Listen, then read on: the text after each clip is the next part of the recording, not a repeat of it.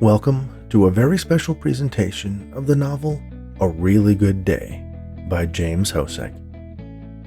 On its surface, it's a story about a remarkable round of golf. But if you're not a golfer, if you quickly change the channel, if you accidentally come upon a tournament on TV, I encourage you to listen anyway. It's a story about family and friendship. It's a story about redemption and second chances. It's a story about promises made and promises kept. It's a story about once-in-a-lifetime experiences. But most of all, it is one man's love letter to his family. That man was my brother, the author, James Hosek. Aside from being an amazing veterinarian, woodworker, gardener, husband, father, brother, son, and friend, he was a writer. Writers are often told to write what they know. And in this, his first book, he did that in more ways than I can count. It will make you laugh. It will make you cry. And it will make you stand up and cheer.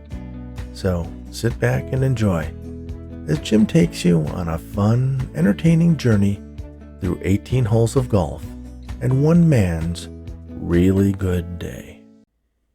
Chapter 11. Ninth Hole. Scott looked down the ninth fairway. It was the longest par 4 on the front nine at 440 yards. What's more, the fairway was wide open to either side and stretched out straight downhill. He could hit the ball almost anywhere and still have a decent approach to the green with his second shot. The green itself was large, and the flag was placed nearly dead center. Anywhere he landed on the green would give him a chance at an easy two-putt. If he could end the first 9 holes still 6 under par, he'd be very happy. It certainly wasn't impossible. But he was starting to think too much. What if he did this? What if he did that?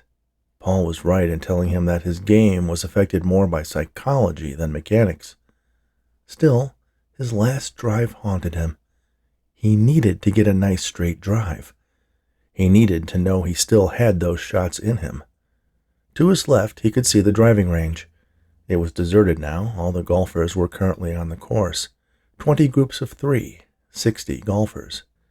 The 60th rated player was now leading. He remembered his lesson on the range earlier that morning and had an idea. He handed his driver to Paul and knelt on the grass and untied his left shoelace. While the crowd around him watched in confusion, he cinched the shoelace with a jerk and tied it down as tight as he could. Paul handed him back the driver. He remembered Scott telling him about Ted Lang's little trick, and he figured at this point it couldn't hurt. Scott placed his ball on a tee and placed the club directly behind it. No practice swings this time. Scott was no longer on the 9th tee. He was at the driving range, and a strange old man had just had him tie his shoelace so tight it was hurting him. Suddenly, in his mind, the image of a ball sailing straight out from the practice tee and rolling up against the fence 275 yards away filled his mind. It happened in slow motion. He looked down. A ball was on the tee. Something was wrong with his left foot, but he couldn't remember what it was. Muscles in his back and shoulders and legs started moving his body into position. His eyes remained focused on the ball. There was no duck, just a red stripe marking it as a range ball, for practice only. The club had disappeared from view, but he sensed it hovering over his left shoulder, and like a sledgehammer hurtling down on a rock, he felt his body uncoil, and the ball was gone. He looked, and there was no practice range, no field of balls littering the grass, no large block numbers labeling the distance the ball had traveled. A tiny white flag waved in the distance. There were people surrounding the green, stunned into awed silence. "Ow, my foot," thought Scott, but his eyes stayed glued to the ball. The ball sailed out and continued to rise and rise, and then seemed to hang in the air. the ball was still flying away, getting smaller with each passing moment, until it came down to the ground and rolled, taking full advantage of the hill's slope. It was still rolling when applause erupted from around the tee, echoed by the spectators around the green. Still, the ball refused to stop until it had eked out every inch of distance it could. "Where did that come from?" Paul asked. "I don't know," answered Scott honestly. It had to be the longest drive he had ever hit in his life. A set of white stakes marked the distance 150 yards from the center of the green, and his ball was 25 yards past them. He had just slammed it out 315 yards. It wasn't a world record, and there were undoubtedly others here that could match the feat. But to Scott, it was his best shot of the day. Better than the hole-in-one. That was luck. Better than his long putt for birdie. Better than his chip shot on 2 for par. He had hit the ball perfectly and had gotten every bit of distance his body and club and ball could offer. With a stinging reminder from his left foot, he bent down, untied and loosened the lace, then retied it normally. He walked with a slight limp from the tee and smiled at Jerry Spaulding, who stepped up to follow Scott's incredible drive. "Is that how it's done?" he asked. Scott's smile widened. "It's all downhill," he replied. Joe Culkin observed Scott Hanover retying his shoe on the tee. Ted Lang grinned as he watched Scott repeat the exercise he had used before to get him to balance his brain for his swing. "Watch this," he prompted Joe. They watched as the amateur golfer robotically swung as perfect a swing as either of them had ever seen, and for a moment, as the ball flew through the air, it looked as though it might land at their feet. The ground was hard enough, and the ball hit with just the right angle that it rolled for nearly 50 yards before coming to a stop. "Wow," said Joe. "Wow indeed," agreed Ted. Jerry's drive veered to the left and was off the fairway, but safely away from the trees and perhaps 200 yards from the green. Pete's sliced to the right and rolled between some short pine trees, leaving him no clear shot to the green. As the group moved off the tee, a massive crowd of people followed them. There were perhaps 50 people there, and another 50 around the green. Word was spreading. Hanover had just nailed a monster drive on the 9th hole and was coming in. Everyone who didn't have to be somewhere else was migrating over to watch him play the rest of the hole. The area in front of the scoreboard, until now their only way to keep track of Hanover's progress, was quickly deserted. Pete decided to play it safe and hit his ball back to the fairway instead of trying to find a direct route through the trees to the green. His ball landed about 5 yards behind Scott's. Jerry had a good line to the green but was 200 yards away. His second shot took him on and off the back of the green, but only a good chip and putt away from par. Pete Baldwin placed his third shot on the green, but 5 yards from the pin. He was on in 3. Scott was ready for his second shot. Paul handed him his pitching wedge, and Scott once again resumed his normal routine of lining up the shot and taking 2 practice swings. He swung at the ball, and someone in the crowd yelled, "It's in the hole," for luck. The ball soared almost straight up, heading for the pin, landing 3 yards in front of it, rolling past the hole 2 inches from the edge of the cup, and stopping 3 feet behind it. Scott shook his head in disbelief. As long as his drive had been, this shot was straight. 2 inches to the left, and it might have gone in. Applause had erupted again. Scott felt strangely unaffected by the cheers and attention. 2 putts, he thought. 2 putts. Just get par and stay 6 under, and you'll have the best 9 holes you ever shot in your life. Scott's only competition had always been with himself. Even when he and Paul played, he didn't care if Paul always won. If he could just have a little better score than the last time he played, that would be a great accomplishment. He didn't track his handicap after every game. He just looked at his total score and tried to take every hole one stroke at a time. Scott walked on the green, placed his small penny on the grass behind his ball, and picked it up. He handed it to Paul to be checked for damage and to clean off any debris that might interfere with it rolling straight. Jerry chipped his ball onto the green and was still 2 yards away from the cup when it stopped rolling, but definitely doable, Scott thought. Pete putted to within a foot of the hole and quickly tapped his ball in to get off in 5. Better than the last hole, but adding 1 stroke to the plus side of his total score. Jerry hit his ball and it followed Pete's into the cup, completing his second par in a row. He was still 10 strokes over, 9 of them from 1 hole. Even without that whole mess, he would be far behind Hanover. Scott walked up to his marker, put his ball in the same position he had picked it up from earlier, and pocketed the penny. He looked at the green carefully. Then he looked at Paul, who shrugged, obviously content to stick to metaphysical advice rather than practical. But Scott could hear his words nonetheless. "Put it in the hole." He lined up his feet, swung the putter like a pendulum to set his speed, and with cool, deliberate precision, he did just that.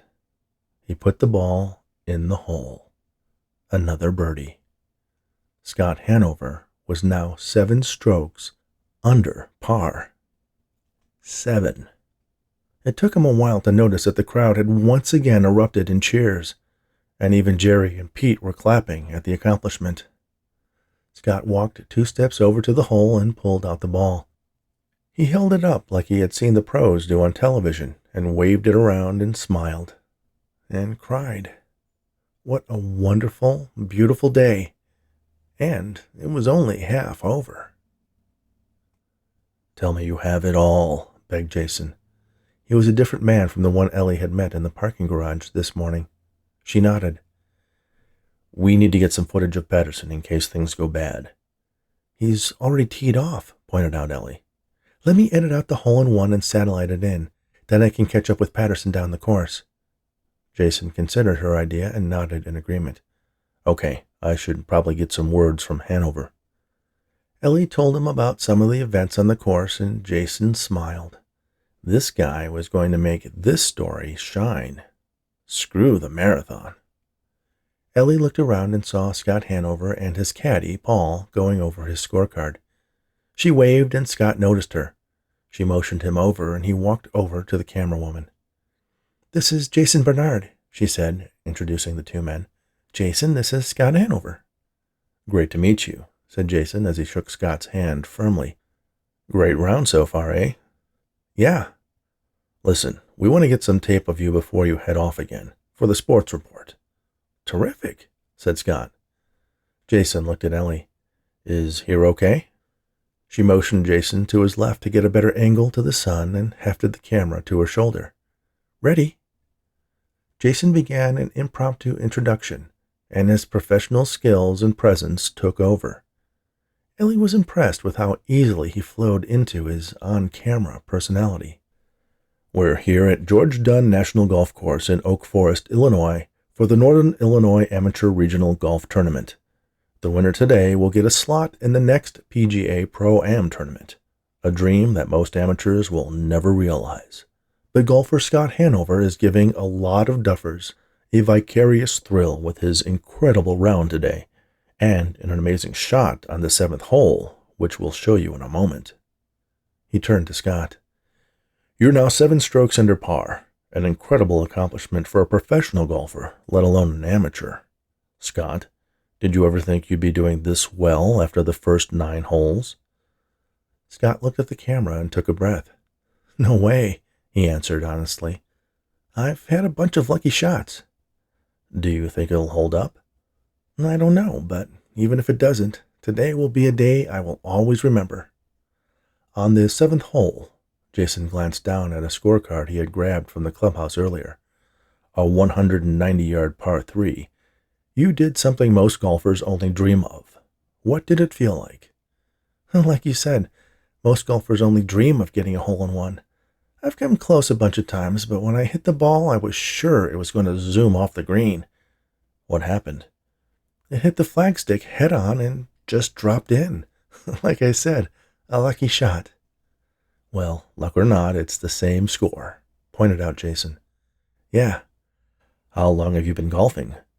About 20 years, since college. Were you on your college team? Scott laughed. Not likely. Looking forward to maybe playing with the pros? Well, it'd be nice to win, but I'm afraid today will be my last game for a while. Jason looked confused. Scott continued. My wife, Sarah, is expecting our first child in a couple of weeks, and my time is going to be taken up with my family. I'm sure your wife would understand, suggested Jason. You don't know my wife. Besides, I promised, and I intend to keep that promise. A round like today is not how I usually play, and I would be way out of my league in a professional tournament. Perhaps when your son or daughter is older. Perhaps, smiled Scott. Do you want to tell us a little about the quacking? Scott laughed. Well, it started out as a private joke with my caddy, Paul Bauer. When we first started golfing years ago, I guess I had a tendency to hit balls into the water whenever we found some on the course. He called me the Duck, and made sure to give me a reminder quack whenever water was in play. Some of the observers today picked up on it, and it helped me shed some of the nerves I was getting. Well, until the official put a stop to it. He wouldn't let the people quack? Well, I think it was starting to annoy him a little, to tell the truth. Does Paul have a nickname? Scott laughed again. Paul has always been Zorro. He uses a black glove and green tees, which he loaned me today. Oh, he also had some special balls made. Special? Scott pulled out a Duck logo ball and held it up. Ellie zoomed in and held the shot for a moment. Very nice, commented Jason. He looked back into the camera. Well, Duck, let's take a look at that amazing hole-in-one earlier today. He paused for a moment. Cut. Okay, now we'll do a throwback and head for the truck. This is Jason Bernard, reporting from George Dunn National Golf Course. Another pause. Okay, Scott, thanks. We'll see you at the 10th hole. Can I get a copy of all this? You'll get everything I have, promised Ellie. Jason shook Scott's hand once more, and Ellie shook it as well. They headed off to the parking lot, and the USA sports truck parked there. Paul came up behind Scott. You're going to be on TV, he said. My 15 minutes, said Scott. You keep playing like this, maybe more than that. Mr. Hanover, called an urgent voice. Scott turned to see a large man wearing a red jacket with a white plastic name badge pinned to the lapel. Terrific round so far. Scott didn't know what to say. I guess, he muttered. The man seemed a little hesitant, like he was there to do more than just compliment Scott on his golf game. He had some news, and Scott had no idea if it was good or bad.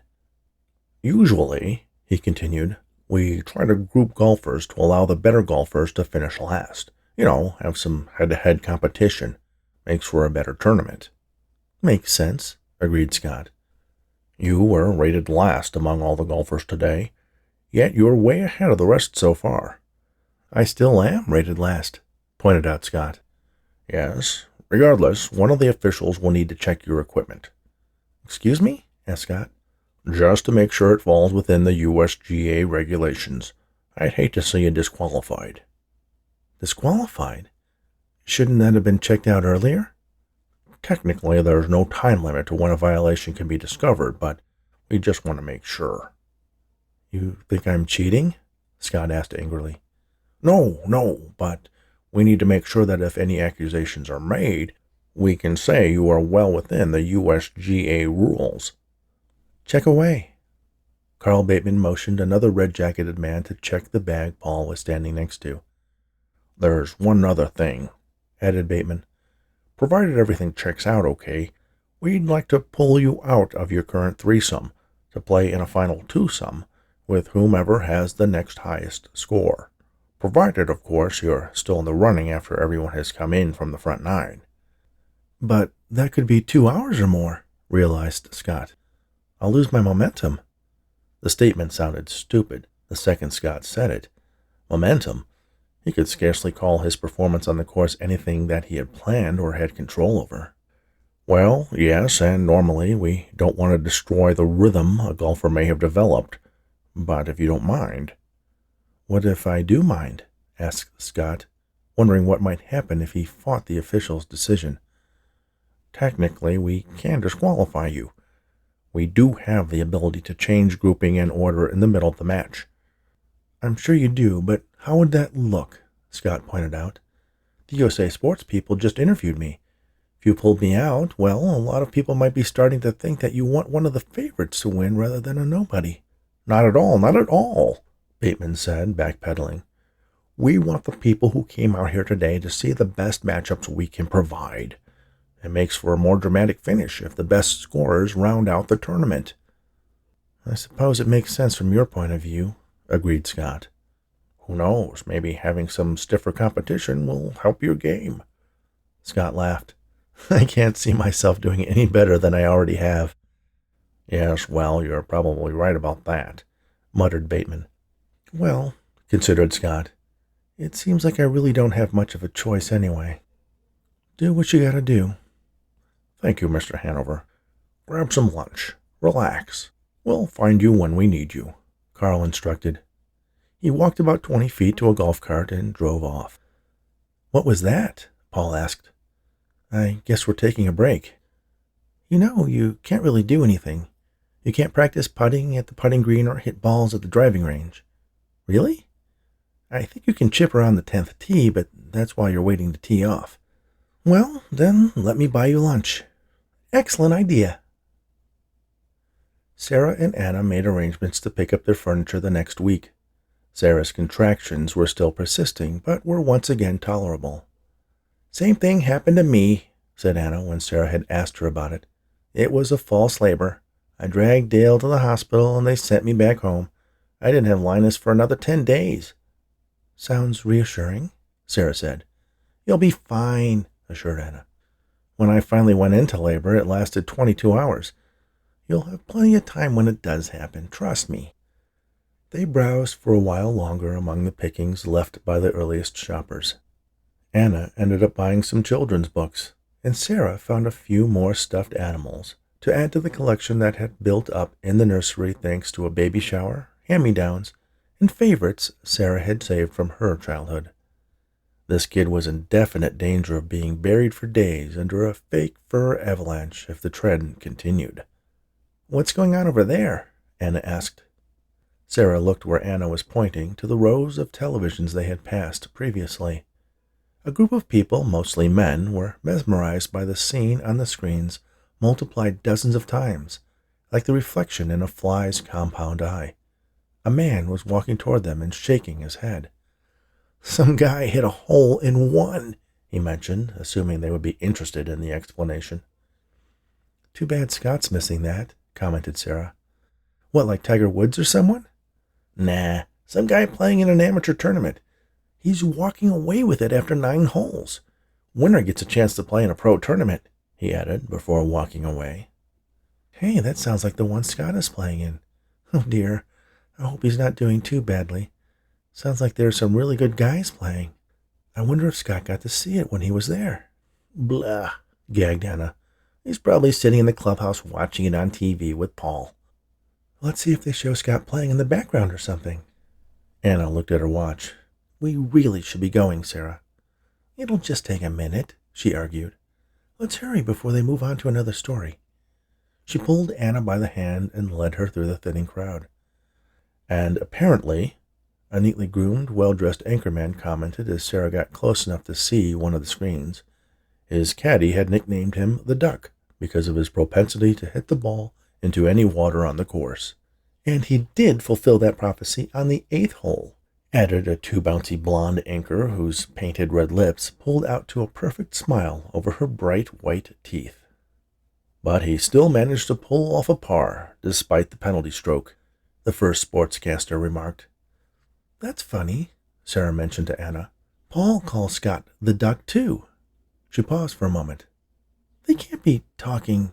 I thought you said Scott was out of his league with these guys." Suddenly, Sarah's husband's picture filled half the screen, next to a man holding a microphone with the USA Sports logo prominently displayed. "I've had a bunch of lucky shots," Scott said to the television audience. The camera cut away, and Scott was standing at a tee, getting ready to swing. He hit the ball, and the camera followed it jerkily until it focused on the flag on the green. The ball hit the flag and dropped into the hole. The camera zoomed in, making it clear the ball had indeed gone in. "There it is once again," commented the first anchor.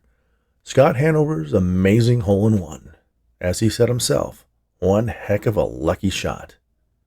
Sarah's jaw dropped. "Oh my God," she muttered. "Did you see that?" "Everybody's seen it, lady," commented a man standing near her. "That was my husband," she said. "He's on TV." He turned to her. "No kidding? Wow, what a day he's having. 7 under par for 9 holes. If he keeps that up, he'll break the professional golf record for 18 holes. "Record?" asked Sarah. "Yeah, apparently he was in the first group to tee off, but they're making him wait to finish so they can put him head-to-head with a golfer doing as well, or at least close to him. USA Sports says they're going to come back in a couple of hours to show stroke-by-stroke coverage of the back 9. Sarah looked at Anna. "I have to go there," she announced, resolute and firm. "I have to be there." Anna smiled and chuckled. "I thought you hated golf." "I do, Anna, but I love Scott. I think it would mean a lot to him if I were there. He promised this would be his last round of golf for a long time. He's on TV, Anna," she added, trying to convince her sister. "Sarah, I have to get home and start getting ready for my dinner party tonight." "That's okay, I'll go by myself." "You can't go by yourself. What about your contractions?" "You said yourself they're nothing to worry about." "Did I hear you say that was your husband?" asked a familiar voice. It was Sally, the extraordinarily nice salesperson who had helped them earlier. "Yes," said Sarah, grinning proudly. "That guy interviewing him, Jason Bernard, he's my husband," she explained almost as proudly as Sarah. "Why don't I take you to the tournament? I'm sure Jason could get you out with the golfers, especially since he's covering the story." "Do you think it would be hard to get on the course?" She nodded her head. "Every amateur golfer in the area is going to be rushing down there to see your husband finish his round. It's really turning out to be a huge story. And Jason was worried he got stuck with this golf tournament as a punishment," she added. "Besides, I have another reason for going." "What's that?" "That woman who was working with me, Cecily?" Sarah thought for a moment, then remembered the first woman who had offered help when she was looking at rockers. She shook as she recalled her rudeness and stuffy demeanor. "Her fiancé is playing in that tournament too.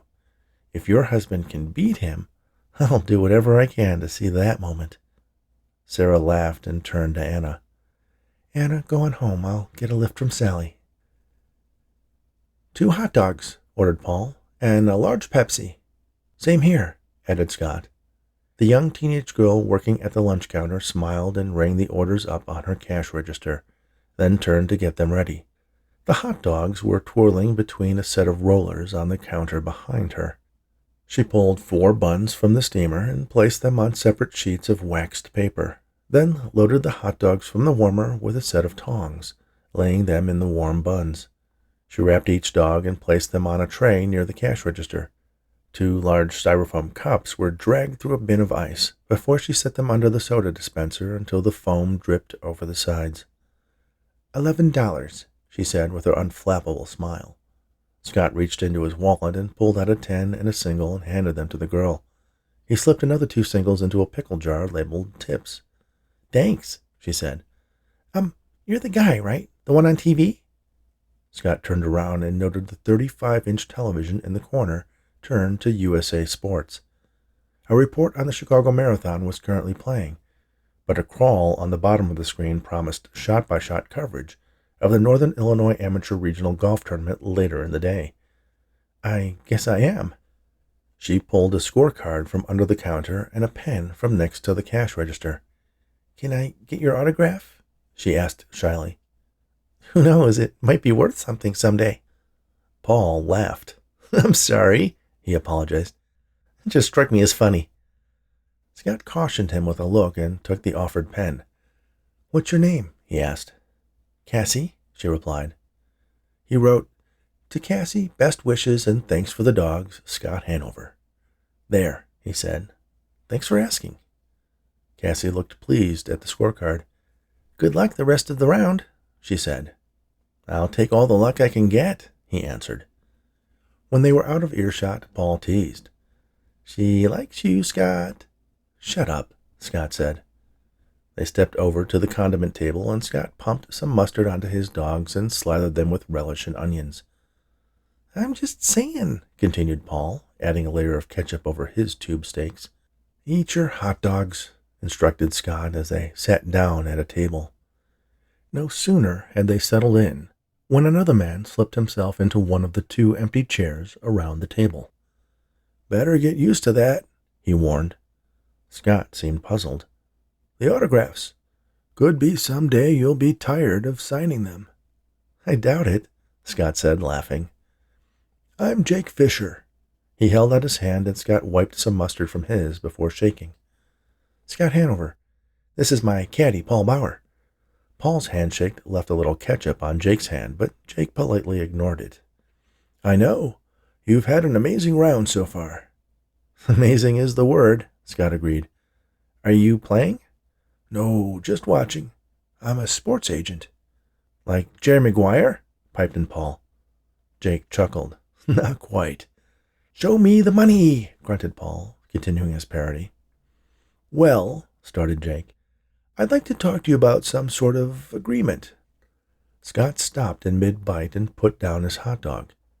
"You want to represent me?" he asked. "Yes."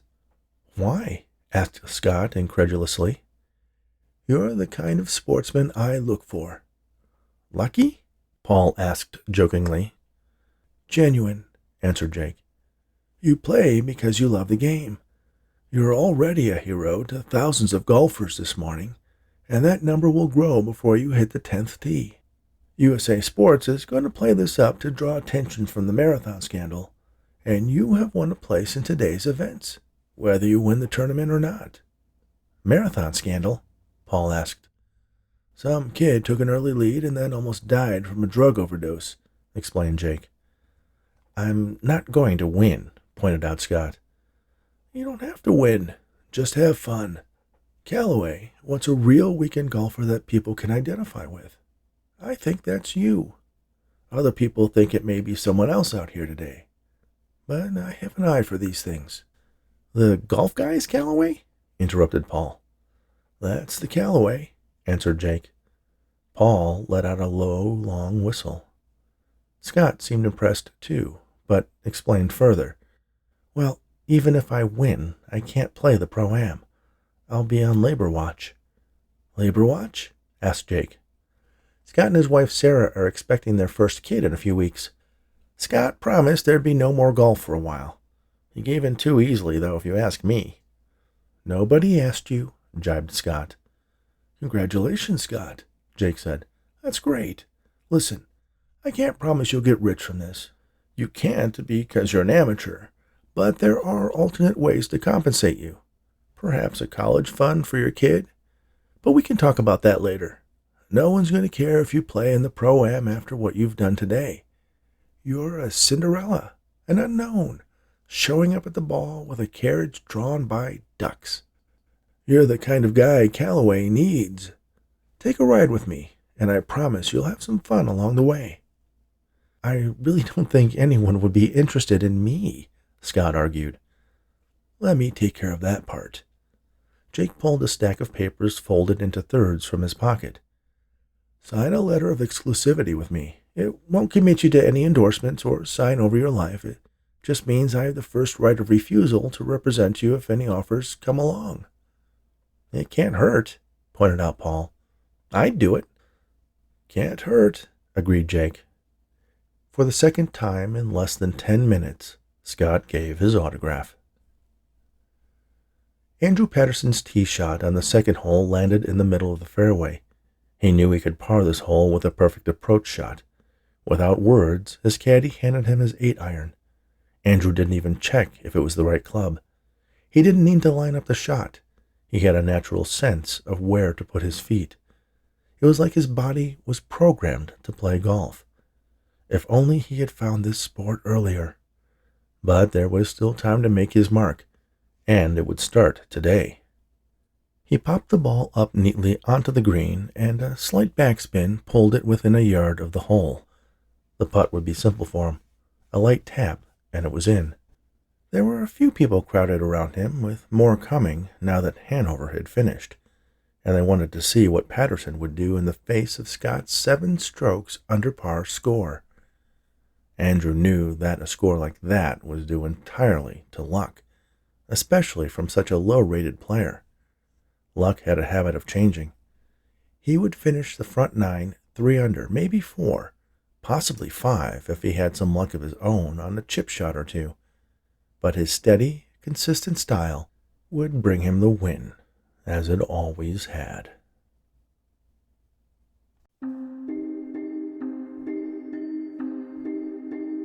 Thank you for listening to A Really Good Day, a novel by James Hosek, narrated by Rich Hosek. If you're interested in purchasing a hardcover edition of this story for yourself or a golfer in your life, visit jimbooks.myshopify.com. You'll get free shipping in the United States. You'll also get the complete audiobook and ebook editions with your purchase. And make sure to subscribe to the mailing list for updates about the upcoming release of his Doctor at Mystery series, cozy mysteries about a crime-solving veterinarian. Thanks again, and all the very best.